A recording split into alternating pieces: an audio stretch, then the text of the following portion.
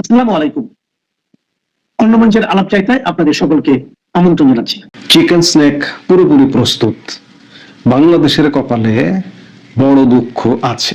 Chicken snake অর্থাৎ শিলিগুড়ি করিডোরকে আরো আধুনিক সুরক্ষা বলয় ভারতীয় সেনাবাহিনীর। গত 1.5 বছর যাবত চিকেন স্নেক নিয়ে বাংলাদেশে নানা রকম হুমকি ধমকি শুনছেন। ভারত কোনো হুমকি না দিয়ে বরঞ্চ তারা নীরবে চিকেন স্নেক ঘিরে, তাদের মেইন সংখ্যাটা তো চিকেন স্নেক নিয়ে বাংলাদেশ কি করতে পারে বা বাংলাদেশ দিয়ে কি হতে পারে, বাংলাদেশের যেসব হুমকি, ভারতের যে উত্তর পূর্বাংশের 7 রাজ্য, সেই 7 রাজ্যকে নিয়ে এবং সেই 7 রাজ্য নিয়ে কোনো রকমের কোনো ধরনের যদি বাংলাদেশ থেকে উস্কানি তৈরি করা হয়, ভারত তার জন্য প্রস্তুত। চিকেন স্নেক একদম এই মুহূর্তে আজকের খবর যদি বলেন যে অত্যাধুনিক সবকিছু দিয়ে একদম সাজানো, একেবারে নতুন ডিজাইনের বেড়ায় মূল্য ভারত এবং বাংলাদেশ সীমান্ত এলাকা। জানা গেছে সীমান্তের 75% এলাকায় নতুন এই বেড়া দেওয়া হয়েছে। শুধু তাই নয়, আধুনিক এই বেড়ার সঙ্গে যুক্ত হয়েছে শক্তিশালী নজরদারি ক্যামেরা এবং উন্নত এরিয়া ডমিনেশন ব্যবস্থা, যার ফলে এখন সীমান্তে একটা পাতা পড়লেও সীমান্ত রক্ষী বাহিনী অর্থাৎ বিএসএফ নজরে তা ধরা পড়ে যাবে। গোয়েন্দা সূত্রে জানা গিয়েছে বাংলাদেশের অভ্যন্তরীণ অস্থিরতার জেরে ভারত বাংলাদেশ সীমান্তে সর্বোচ্চ সতর্কমূলক ব্যবস্থা নেওয়া হয়েছে। বিশেষত শিলিগুড়ি করিডোর এলাকার নিরাপত্তা ব্যবস্থায় আধুনিকীকরণের কাজ শেষের পথে। প্রায় 75% সীমান্ত এলাকা জুড়ে নতুন ডিজাইনের বেড়া বসানো হয়েছে। আগেই বললাম, প্রায় 12 ফুট উঁচু এই আধুনিক বেড়ার সঙ্গে যুক্ত করা হয়েছে শক্তিশালী নজরদারি ক্যামেরা এবং উন্নত এরিয়া ডমিনেশন ব্যবস্থা, যাতে সীমান্তের প্রতিটি নড়াচড়া রিয়েল টাইমে নজর রাখা যায়। পুরো ব্যবস্থার দায়িত্বে রয়েছে বিএসএফ। আপনারা জানেন যে বাংলাদেশের সাথে ভারতের 5টি রাজ্যের আন্তর্জাতিক সীমান্ত রয়েছে এবং সীমান্ত এলাকার দৈর্ঘ্য 4096 কিলোমিটার। এর মধ্যে শুধু পশ্চিমবঙ্গেই রয়েছে 2217 কিলোমিটার।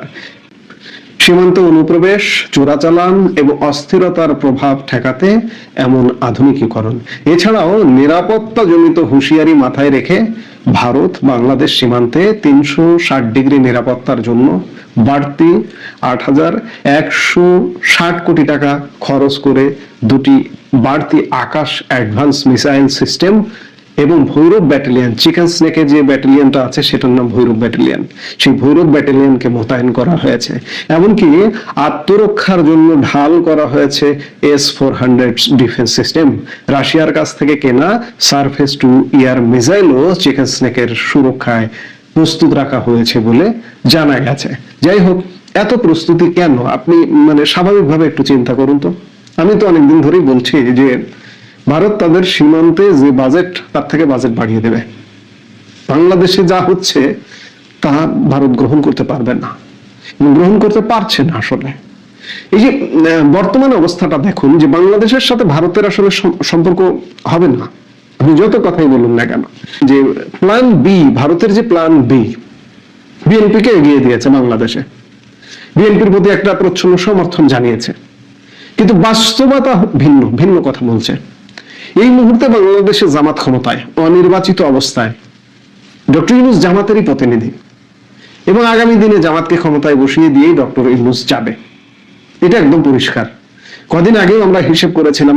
আবার অনেকে বলেন যে ভাই আপনি তো ওই সময় ওই কথা বললেন, এখন এই কথা বলছেন কেন? ভাই, আপনি যে শুনছেন তিনি একটু ঠান্ডা মাথায় চিন্তা করে দেখবেন। এই ঘটনাগুলো, রাজনৈতিক বা ভূ রাজনৈতিক ঘটনাগুলো কিন্তু প্রতিনিয়ত পরিবর্তন হয়। বেগম খালেদা জিয়া যখন মারা গেলেন তখনকার পরিস্থিতিটা কিন্তু বেগম খালেদা জিয়ার জায়গায় এবং তারেক রহমান যখন দেশে এলেন তার জায়গায় গিয়ে কেন্দ্রীভূত হয়েছিল। তখন কিন্তু জামাতেরও কপালে চিন্তার ভাঁজ পড়ে গিয়েছিল। কপালে চিন্তার ভাঁজ দূর হলো 2 দিন আগের একটা ছাত্র সংসদ নির্বাচনে, যার কারণে জামাত কিন্তু চাঙ্গা। এবং এই ছাত্র সংসদ নির্বাচনটাকে আমি বলছি এটি ট্রেলার। আগামী 12 ফেব্রুয়ারি ফুল কালার মুভি দেখবার জন্য রেডি থাকতে হবে। আপনি নিশ্চিত থাকুন যে এইভাবে যদি এগিয়ে যায়, ডক্টর ইউনূস জামাতকে ক্ষমতায় বসিয়ে দিয়ে যাবে এবং এই যে এনসিপির যে ছেলেপেলেগুলো আছে এদেরকেও সংসদে পাঠাবে, এরাও কেউ কেউ মন্ত্রী হবে, আবারও মন্ত্রী হবে। জাস্ট ডক্টর ইউনূসের রিপ্লেস হবে। আবার দেখুন, জামাত খালেদা জিয়ার মৃত্যুকালীন ওই সময়টাতে একটা সুর দিয়েছিল কিন্তু বিএনপির সাথে একটা ঐক্যের সরকার গড়বে, আগামী 5 বছর অন্তত পক্ষে ঐক্যের সরকার। এটার অর্থ হচ্ছে যে সব রাস্তা ওপেন রাখা, খোলা রাখা। তো কাজে এটা আপনি নিশ্চিত থাকুন যে জামাত আগামীর যে সরকারটা হচ্ছে সেই সরকারে জামাতি প্রধান ভূমিকায় থাকবে। বিএনপি থাকবে কিনা এটা বলা কঠিন। বিএনপির ইতিমধ্যেই মাথা খারাপ হয়ে গেছে কিন্তু, বিশেষ করে জগন্নাথ বিশ্ববিদ্যালয়ের ছাত্র সংসদ নির্বাচনকে কেন্দ্র করে বিএনপি প্রধান তারেক রহমানের মাথা ঘুরে যাওয়ার মতো অবস্থা। আজকেও আমরা যে মুহূর্তে এই ভিডিওটা প্রচার হচ্ছে বা দেখছেন, সেই মুহূর্তেও শুনবেন যে রাত 9:30টায় বিএনপির স্থায়ী কমিটির বৈঠক, আজকে 9 জানুয়ারি বৈঠক অনুষ্ঠিত হচ্ছে। এগুলো মাথা খারাপ হবারই জোগাড়, এবং আরো অনেকের মাথা খারাপ হবে। কারণ বারবারই বলছি, এখন ক্ষমতায়, আগামীতেও ক্ষমতায় জামাত আসছে, এতে আর কোনো সন্দেহ নাই। এখন জামাতি প্রভাবে পাকিস্তানি প্রভাব বাংলাদেশে অনেক বেশি। এই মুহূর্তেও বাংলাদেশের বিমান সেনা প্রধান, বিমান বাহিনী প্রধান পাকিস্তান সফর করছেন। অর্থাৎ আমাদের যে 3টা বাহিনী, 3 বাহিনীর 2 বাহিনী প্রধান পাকিস্তান সফর করে ফেললেন। এর আগে নৌ প্রধান পাকিস্তান সফর করেছেন। তার আগে সেনাবাহিনীর উচ্চ পর্যায়ের প্রতিনিধি, principal staff officer SM. Kamrul হাসানের নেতৃত্বে একটি প্রতিনিধি দল পাকিস্তান সফর করেছেন। গত পরশু বুধবার পাকিস্তানের পররাষ্ট্রমন্ত্রী ইসাক দার বাংলাদেশের পররাষ্ট্র উপদেষ্টা তৌহিদ হোসেনের সঙ্গে ফোন আলাপ করে প্রয়োজনীয় নির্দেশনাও দিয়েছেন। মানে সবকিছু মিলে সম্পর্কটা আপনি দেখুন। এই যে পাকিস্তান বাংলাদেশ বিমান চলাচল শুরু হচ্ছে আগামী 29শে জানুয়ারি থেকে, আপনি নিশ্চিত থাকুন যে ইউনূস সাহেব যে নির্বাচনের পরিকল্পনাটা করছে এটি জামাতকে ক্ষমতায় ইনস্টল করার জন্য। আর এই যে দীর্ঘদিন ধরে, গত 1.5 বছর ধরেই শুনছেন যে ভারত প্রস্তুতি নিচ্ছে, সীমান্তে সৈন্য সমাবেশ করছে, সীমান্তে অস্ত্র সমাবেশ করছে। কেন? ভারত কি এত বোকা, এত গাধা? ভারতের ইতিমধ্যে গত 1.5 বছরে এই যে প্রস্তুতিটা কমপ্লিট হয়ে গেছে। চিকেন স্নেক সুরক্ষিত। এই যে বাংলাদেশ থেকে যে হুমকি ধমকি গুলো দেওয়া হয় যে চিকেন স্নেক দখল করে ফেলানো হবে, 7 সিস্টার্স দখল করে ফেলানো হবে, এগুলো কি শুধু হুমকির জন্য? এখানে পাকিস্তানি প্রভাব আছে। এগুলো পাকিস্তানের কথাই এরা বলে, এনসিপি জামাত এরা বলে। বাংলাদেশের জন্য একটা ভয়ঙ্কর ভবিষ্যৎ অপেক্ষা করছে। 12 ফেব্রুয়ারি নির্বাচন পরবর্তী একদম পূর্ণ ক্ষমতা নিয়ে জামাত বসে যাবে। এখন পেছনে আছে, সাইডে আছে, পূর্ণ ক্ষমতা নিয়ে জামাত বসে যাবে। এবং ভারতের সাথে উস্কানি তৈরি করবে কে? পাকিস্তান, তুরস্ক। যে কোনো ভাবে এদিক দিয়ে একটা উস্কানির ঘটনা ঘটিয়ে দেবে, যাতে করে ভারত বাংলাদেশে আক্রমণ করে। এবং ভারত কিন্তু প্রস্তুত হয়ে বসে আছে। চিকেন স্নেকের এই সাম্প্রতিক আজকের যেটি খবর, যে প্রস্তুত হয়ে যেভাবে আছে, এবং তাতে আমাদের এই অঞ্চলে একটা যুদ্ধ হয়তো বেঁধে যেতে পারে। কারণ এই যে জামাত সরকারটা ক্ষমতায় আসবে, এসেই ভারত নিয়ে নানা রকম, এখনই যেমন নানা রকম কথাবার্তা বলে, ঠিক তেমনি নানা রকম উস্কানি তৈরি করবে। ভারত প্রথমত বাংলাদেশের জন্য যেগুলো করবে, অবরোধ আরোপ করবে। যেমন করে পাকিস্তানের উপরে অবরোধ আরোপ, গত মে মাসের পর থেকে পাকিস্তানের জন্য ভারতের আকাশপথ বন্ধ, সিন্ধুর জল বন্টন স্থগিত। আমাদের সামনে একটা জল বন্টন আছে, পদ্মা, গঙ্গা পদ্মা যে জল বন্টন চুক্তি এই 26-এ রিনিউ হবে, সেটা হবে না। আমাদের ব্যবসা বাণিজ্য, আমাদের এক্সপোর্ট বন্ধ করে দেবে ভারত। এবং নানা রকম আরো যেসব কন্ট্রোল আরোপ করা চায় সেসব কন্ট্রোল আরোপ করবে। এবং এই অঞ্চলে বাংলাদেশ দিয়ে পাকিস্তান একটা যুদ্ধের পরিকল্পনা করছে। এবং এই যুদ্ধে পাকিস্তানের সঙ্গে থাকবে তুরস্ক, মার্কিন যুক্তরাষ্ট্র। আপনারা জানেন মার্কিন যুক্তরাষ্ট্র ভারতের সম্পর্কটা কোনোভাবেই ডেভেলপ করলো না। একই সাথে থাকবে চীন। কাজেই আমরা 1971 সালের পরে 55 বছর পেরিয়ে গেছে, এই অঞ্চলে আসলে যুদ্ধ দেখিনি। ওদিকে পশ্চিম সীমান্তে ভারতের যুদ্ধ মাঝে মাঝে হয়েছে। এই যে গত বছর মে মাসেও 4 দিনের যুদ্ধ হয়েছে। আজকে ওদিক ছেড়ে এসে পাকিস্তান যদি এদিক দিয়ে যুদ্ধ করে, মাঝখান থেকে আমরা ক্ষতিগ্রস্ত হব। সত্যিকার অর্থে সামনের দিনগুলো আমাদের জন্য অনেক সংকটের আসছে, অনেক উদ্বেগের আসছে, উৎকণ্ঠার আসছে। সোজা কথা, বাংলাদেশ ভারত আগামীর সম্পর্কটা কোনোভাবেই স্মুথ হবে না। এটা বোঝাই যাচ্ছে, এবং ভারত এটা আগে ভাগে বুঝতে পেরে গত 1.5 বছর যাবৎ প্রস্তুতি নিয়ে চূড়ান্ত প্রস্তুতি কমপ্লিট করে বসে আছে। বলতে চাইছে তোমরা আমাকে অ্যাটাক করবা, আসো করো, আমরাও তোমাদেরকে মোকাবেলার জন্য রেডি আছি। অবস্থাটা এইরকম।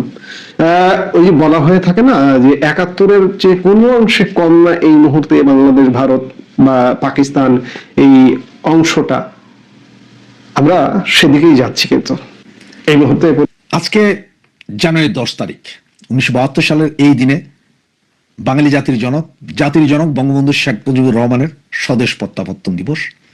আমি বিভিন্ন চিত্রে ওনাকে স্মরণ করি, কারণ উনি যদি না হতেন তাহলে বাংলাদেশ নামক এই দেশ আমরা পেতাম না। এবং এই 10 জানুয়ারি 1972 সাল উনি বাংলাদেশে প্রত্যাবর্তন করেই আমাদের বাঙালি জাতিকে মাথা উঁচু করে দাঁড়ানোর সাহস জুগিয়েছিলেন। সেই জাতির পিতার আজ স্বদেশ প্রত্যাবর্তন দিবস। আপনাদেরকে সকলকে আমি শুভেচ্ছা এবং অভিনন্দন জানাই। এতক্ষণ আপনার ব্যানার এবং হেডলাইন দেখে আপনারা হয়তো চিন্তা করছেন যে হঠাৎ করে S-400 এর কথা কেন বললাম। 7 সিস্টারে, হ্যাঁ 7 সিস্টারে S-400 না, আরো অনেক কিছু হয়েছে যেটা আমি এক্ষুনি আপনাদের বলবো। যেমন দেখেন এই 7 সিস্টার কোনগুলো।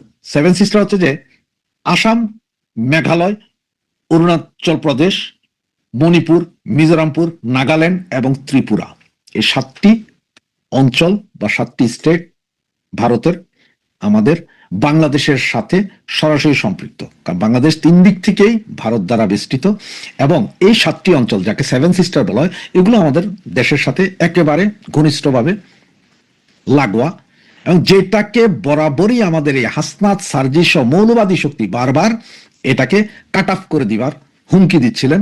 এবং পাকিস্তানি সেনাবাহিনীর সাথে একজোট হয়ে এখনো এই সমস্ত বর্ডারের বিভিন্ন কোনায় তারা ক্যাম্প করেছে। বাংলাদেশ সরকারের অর্থায়নে, পাকিস্তানের ট্রেনিং এ এই অঞ্চলের, এই 7 অঞ্চলের বিভিন্ন জায়গায় বাংলাদেশের ভূখণ্ডে সন্ত্রাসী ক্যাম্প করা হচ্ছে, ট্রেনিং দেওয়া হচ্ছে, যাতে বিচ্ছিন্নবাদীরা ভারতের এই অঞ্চলটাকে অস্থিতিশীল করে রাখতে পারে। আর সেই কারণেই আমি গত 3 দিন আগে একটা ভিডিও দিয়েছিলাম যে আসাম দিয়েই শুরু হবে অ্যাকশন, এবং এর পরবর্তী ভিডিও করেছিলাম যে কোনো মুহূর্তে ঘটতে পারে বিরাট অঘটন, এবং সেটারই সিগনেচার আজকে এই মুহূর্তে আপনাদের জানাতে যাচ্ছি। আপনারা আমার পেছনে যে ব্যাকগ্রাউন্ডটা দেখতে পাচ্ছেন, এই ব্যাকগ্রাউন্ডটা এটা হচ্ছে যে আপনার বেড়া করেছে, এটা মানে আগে কাঁটাতারের বেড়া হতো, সেটা এখন সে কাঁটাতারের বেড়া বাদ দিয়ে এখন এখানে এই সাইজের যে ছবিটা দেখছেন বা উপরে এখানে কোনায় যে ছবিটা দেখছেন, এই ছবিটা সেম এইভাবে ব্যারিকেড দেওয়া হচ্ছে, মানে বর্ডার এলাকা পুরোটাকে ঘিরে ফেলছে। এটা প্রায় 75% কার্যক্রম শেষ হয়ে গেছে। 25% বলতে কলকাতার ওই অংশে কিছুটা আছে, যেখানে এখনো মমতা বন্দ্যোপাধ্যায়ের সাথে ভূমি নিয়ে সম্ভবত কোনো একটা ঝামেলার কারণে ওইটা এখন এই ঘেরাওটা দেওয়া হয়নি, তবে ওখানে বিএসএফ সার্বক্ষণিক নজর রাখছে। আর এই বেড়াটার বৈশিষ্ট্য কি?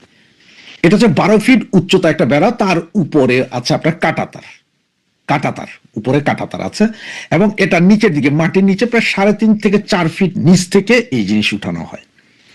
এবং এইখানে আশপাশে বিভিন্ন সেন্সর লাগানো হয়েছে, এবং নাইট ভিশন ক্যামেরা থেকে শুরু করে সম্পূর্ণ উন্নত প্রযুক্তির ক্যামেরা, ফেস ডিটেক্টর এগুলো বসানো হয়েছে। তার মানে এই বেড়ার সংস্পর্শে আসার সাথে সাথে আপনার বাম দিকে এবং ডান দিকে পুরো 4 কিলোমিটার এলাকায় এট এ টাইম রিয়েল টাইম ছবি সহ অ্যালার্ম বেজে উঠবে, সতর্ক হয়ে যাবে সাথে সাথে এই 4 কিলোমিটারের সৈন্য, পুলিশ, বিডিআর, বিজেপি যা যা আছে সবাই। এবং এইখানে যা শোনা যাচ্ছে এটার মধ্যে আরেকটা সিস্টেম সেটা হচ্ছে, ধরেন এখানে যে ছিদ্রগুলো দেখছেন, এই ছিদ্র দিয়ে একটা ইঁদুর যাওয়ার ক্ষমতা নেই, যদিও কেউ একটা ইঁদুরও যায় তাতেও এই অ্যালার্ম বেজে উঠবে, খবর চলে যাবে সেন্ট্রাল থেকে শুরু করে সব জায়গায়। আমার 4 কিলোমিটার আপনাদের বললাম, যেখানে হবে তার থেকে ডানে 2 কিলোমিটার, বামে 2 কিলোমিটার, 4 কিলোমিটার এলাকা এট এ টাইম আপনার রিয়েল টাইম ছবি উঠে যাবে, এবং সাথে সাথে সবাই অ্যালার্ট হয়ে যাবে। এবং এখানে এমন শোনা যাচ্ছে 11,000 ভোল্টের ইলেকট্রিক শর্ট সার্কিট চালু হয়ে যেতে পারে দেন এন্ড দেয়ার, মানে কয়েক সেকেন্ডের ভিতরে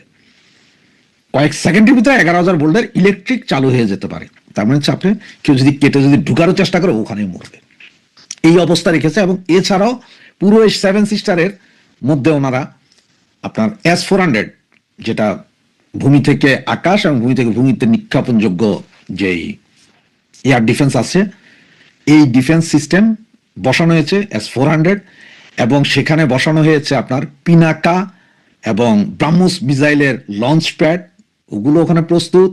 এছাড়াও রাফায়েল বিমান রাখা হয়েছে 1 বা 2 স্কোয়াড্রন, এবং সুখয় 35 আছে, থান্ডার বিমান আছে, এবং মিরাজের মতন বিমানও ওইখানে প্রস্তুতি রেখে এসছে পুরো 7 সিস্টার অঞ্চলে। এবং এই 7 সিস্টার অঞ্চলকে এমনভাবে ঘিরে দেওয়া হয়েছে যাতে যে কোনো মুহূর্তে কয়েক সেকেন্ডে অ্যাকশনে যেতে পারে। ভৈরব ব্রিগেড, আপনারা জানেন যে ভৈরব ব্রিগেড সবচেয়ে শক্তিশালী ব্রিগেড, এরা পাহাড়ে পর্বতে গুর্খাদের মতো, গুর্খা ব্রিগেডের মতো পাহাড় পর্বত সব জায়গায় যেতে পারে। 7 সিস্টারের যে অঞ্চলটাকে ঘেরাও করা হয়েছে এই কাঁটা তার দিয়ে, সেখানে ম্যাক্সিমাম পাহাড় পর্বত নদী নালা আছে, এবং ওখানে এমন কিছু নদী আছে যে নদীতে ওনারা যে কামান এক জায়গা থেকে এক জায়গায় নিয়েছেন, সেটা নদীর ভিতর দিয়ে কামানগুলো চলে বর্ডারের কাছে গিয়েছে। তার টোটাল প্রস্তুতি, এবং সেম সিস্টেমটা করে রেখেছে আপনার জম্মু কাশ্মীরের দিকেও, মানে যেখানে কাশ্মীর, যেটা নিয়ে পাকিস্তানের সাথে বিরোধ আছে। তার মানে সামান্য একটা স্ফুলিঙ্গ, এবার হোক সেটা কাশ্মীর পয়েন্ট থেকে আর হোক সেটা বাংলাদেশ পয়েন্ট থেকে, এট এ টাইম ওনারা বুট রাখার দরকার নাই, ইন্ডিয়ান সেনাবাহিনী আসার দরকার নাই, ওখান থেকে বসে কয়েক মিনিটের ভিতরেই বাংলাদেশকে ম্যাসাকার করার ক্ষমতা রাখছে ইন্ডিয়ান সেনাবাহিনী। এবং বাজেট প্রায় নাকি যতটুকু নিউজ পেলাম তাতে $120 মিলিয়ন সম্ভবত গত 1.5 বছরে ইন্ডিয়া খরচ করেছে শুধু এই টোটাল বর্ডার সিকিউর করার জন্য। এমন ভাবে সিকিউর করেছে যে এখন 7 সিস্টার খাওয়ার আর ভেঙে দেওয়ার, 7 সিস্টার উড়িয়ে দিব, গুড়িয়ে দিব, এগুলার বলার ক্ষমতা আপনাদের ক্ষমতা আছে, কিন্তু করার কিছু নাই। এবং ইন্ডিয়ান গভর্নমেন্ট সবকিছুর উপরেই এই মুহূর্তে নজর রাখছে। আপনাদের বারবার বলছিলাম যে কোনো মুহূর্তে হবে। হ্যাঁ, এখন একটা ভুল পদক্ষেপ বাংলাদেশের খড়গ নেমে আসবে পুরো দেশের উপর। 7 সিস্টার আর বাঙালি, তোমরা 7 সিস্টার আর ভাঙতে হবে না। ওই 7 সিস্টারের জায়গায় ওরা হয়তো আমাদের 2 সিস্টার, 2 চিকেন নেক নিয়ে ওইটাকে অ্যাড করে 9 সিস্টার করে ফেলবে। এরপরে আমরা হয়ে যাবো ব্লকড। এবং বঙ্গোপসাগরের ভেতরে ইন্ডিয়ান নৌবাহিনী একটা ঘাঁটি করেছে, জাহাজ, যুদ্ধ জাহাজগুলো সব ওইদিকে নিয়ে গেছে বঙ্গোপসাগরের ভেতরে। তার মানে যে কোনো মুহূর্তে, যে কোনো সময়, যে কোনো অবস্থায় তারা, ইন্ডিয়ান সেনাবাহিনী প্রস্তুত এবং তারা আক্রমণের জন্য ফুল ফ্রেজে রেডি। তার কারণ হচ্ছে যে এখানে বেশিক্ষণ লাগবে না, কয়েক সেকেন্ডের ভিতরে। এবং অর্ডার নাকি দেওয়া আছে আগে গুলি পরে কথা, তার মানে আগে গুলি করে দিবে পরে কথা। এখন বাঙালি হাসনাত, সার্জিস আর গান্ডু ইউনুস তোমাদেরকে বলবো, যাও এবার 7 সিস্টার ভাঙো। আর এখানে আজকের এই অবস্থাটার কারণ কি জানেন? আমাদের সাবেক কিছু সেনা কর্মকর্তা, প্রায় 25 জনের নাম আছে, সাবেক কিছু সেনা কর্মকর্তা, বর্তমান 6 জন সেনা কর্মকর্তা মিলে বাংলাদেশের বিভিন্ন অঞ্চলে এরা ট্রেনিং ক্যাম্প খুলেছে, এবং যেখানে ট্রেনিং দিচ্ছে আপনার পাকিস্তানের সামরিক বাহিনীর লোকজন, সমস্ত অস্ত্র শস্ত্র সব দিয়ে ট্রেনিং দেওয়াচ্ছে, যেটা দিয়ে ইন্ডিয়াতে আক্রমণ করানোর জন্য। চোরাগুপ্ত আক্রমণ, সরাসরি না। দুদিন আগে মনে গতকাল না গত পরশু জানি নর্থ বেঙ্গল ওই সাইডে আরেকটা জায়গায় দেখছেন বোমা বিস্ফোরণ, বাড়ি উড়ে গেছে, এর আগে ঢাকায় হয়েছে। এরকম বোমা প্রচুর বানানো হচ্ছে, এবং এগুলো বোমা না, এগুলো সব ডিটোনেটর যুক্ত, মানে যেটা সুইসাইড ভেস্টে পড়তে পারে, বা আপনার অটো আছে, এটা দিয়ে চাপ দিলেই বোমাগুলো টাইমার যুক্ত বোমা, টাইমার এইভাবে করে বোমা করতে পারে, বোমা বিস্ফোরণ করতে। সমস্ত অস্ত্র বোমা বানানোর প্রশিক্ষণ দিচ্ছে পাকিস্তানের জঙ্গি গোষ্ঠী এবং পাকিস্তান সেনাবাহিনী। সহযোগিতা করছে বাংলাদেশের সামরিক বাহিনীর 25 জন সাবেক সেনা কর্মকর্তা এবং 10 জন কারেন্ট সেনা কর্মকর্তা, যারা এই কাজে লিপ্ত, এবং এটার পুরো অর্থায়ন করছে বর্তমান ইউনিসীয় সরকার এবং পাকিস্তান সরকার। সুতরাং ভারতের প্রস্তুতি নিয়ে নিয়েছে, যে কোনো সময় যে কোনো কিছু ঘটবে, নজর রাখতে পারি আমরা, দেখতে পারি, আমাদের তার করার কিছু নেই। চলুন দেখতে থাকি। জয় বাংলা।